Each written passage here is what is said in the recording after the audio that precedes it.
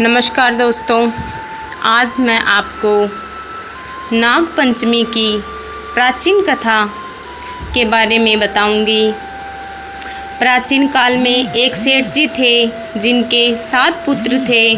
7 की शादी हो चुकी थी। सबसे छोटे पुत्र की पत्नी श्रेष्ठ चरित्र की थी, परंतु उसका कोई भाई नहीं था।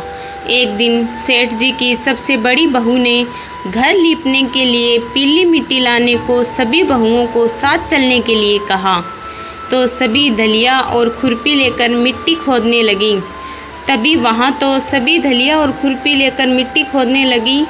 तभी वहाँ एक सांप निकला, जिसे बड़ी बहू खुरपी से मारने की कोशिश करने लगी। यह देखकर छोटी बहू ने उस सांप को मारने से रोक लिया।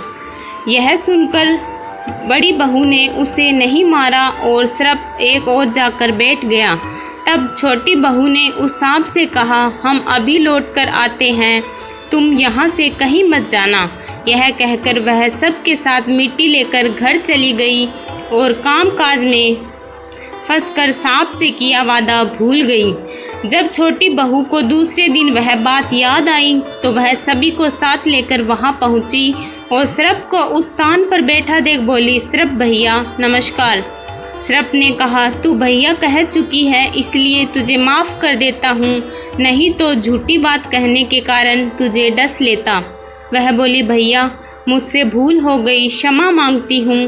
सांप बोला, अच्छा तू आज से मेरी बहन हुई और मैं तेरा भाई, तुझे जो मांगना हो मांग ले। वह बोली, भैया मेरा कोई भाई नहीं है, अच्छा हुआ जो तू मेरा भाई बन गया। कुछ समय बीतने पर वह सिर्फ मनुष्य का रूप लेकर उसके घर आया और बोला कि मेरी बहन को भेज दो। सब हैरान हो गए क्योंकि सभी यही जानते थे कि इसके तो कोई भाई नहीं था। तो सिर्फ बोला, मैं इसका चचेरा भाई हूँ, बचपन में ही बाहर चला गया था। ऐसा सुनकर घर के लोगों ने छोटी बहू को उसके साथ भेज दिया। उसने मार्ग में बताया कि मैं वही सर्प हूँ, इसलिए तू डरना नहीं और जहाँ चलने में कठिनाई हो वहाँ मेरी पूँछ पकड़ लेना। छोटी बहू उसके कहे अनुसार उसके घर पहुँच गई। वहाँ के धन ऐश्वर्य को देखकर वह चकित हो गई। एक दिन सिरप की माता ने उससे कहा, मैं एक काम से बाहर जा रही हूँ, तू अपने भाई को ठंडा दूध पिला देना। लेकिन छोटी बहू को ये बात ध्यान नहीं रही और उसने गलती से सिरप को गर्म दूध पिला दिया, जिससे उसका मुख बेतरह जल गया। यह देखकर सिरप की माता बहुत क्रोधित हुई, परंतु सिरप के समझाने पर भी शांत हो गई। तब सिरप ने कहा कि बहन को अब उसके घर भेज देना चाहिए। तब सिरप और उसके पिता ने उसे बहुत सा सोना चांदी जवाहरात वस्त्र भूषण आदि देकर उसके घर पहुंचा दिया।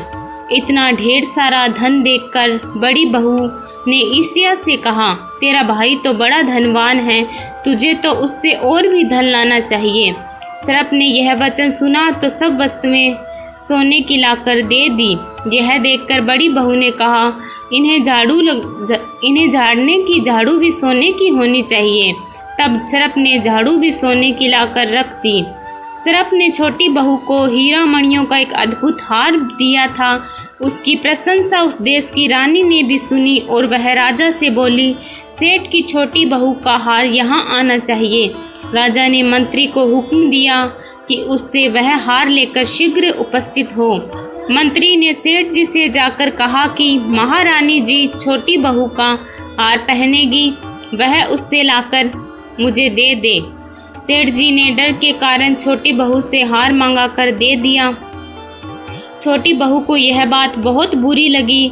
उसने अपने सिर्फ भाई को याद किया और आने पर प्रार्थना की, भैया रानी ने हार छीन लिया है, तुम कुछ ऐसा करो कि जब वह हार उसके गले में रहे तब तक के लिए सिर्फ बन जाए और जब वह मुझे लौटा दे तब हीरा और मणियों का हो जाए। सिरप ने ठीक वैसा ही किया। जैसे ही रानी ने हार पहना वैसे ही वह सिरप बन गया। यह देखकर रानी चीख पड़ी और रोने लगी।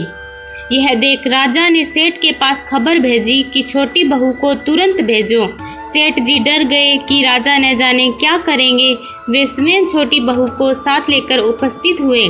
राजा ने छोटी बहू से पूछा, तूने क्या जादू किया है?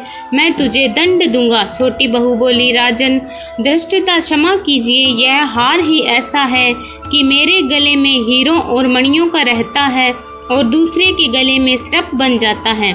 यह सुनकर राजा ने वह सर्प बना हार उसे देकर कहा, अभी पहनकर दिखाओ। छोटी बहू ने जैसे ही उसे पहना वैसे ही हीरे मणियों का हो गया। यह देखकर राजा को विश्वास हो गया और उसने प्रसन्न होकर उसे ढेर सारी मुद्राएं पुरस्कार में दी। छोटी बहू घर लौट आई। उसके धन को देखकर बड़ी बहू ने ईर्ष्या के कारण उसके पति को सिखाया कि छोटी बहू के पास कहीं से धन आया है। यह सुनकर उसके पति ने अपनी पत्नी से पूछा कि सही बता, यह धन तुझे कौन देता है? तब उसने सर्प को याद किया। बहन को मुश्किल में फंसता देख उसी समय सर्प वहां प्रकट हुआ और कहने लगा, जो मेरी बहन के आचरण पर संदेह करेगा तो उसे खा लूँगा। यह सुनकर छोटी बहू का पति प्रसन्न हुआ और उसने सर्प देवता का सत्कार किया। ऐसी मान्यता है कि उसी दिन से नाग पंचमी का त्यौहार मनाया जाने लगा। स्त्रियां सर्प को भाई मानकर उसकी पूजा करने लगी। धन्यवाद दोस्तों। जय नाग देवता।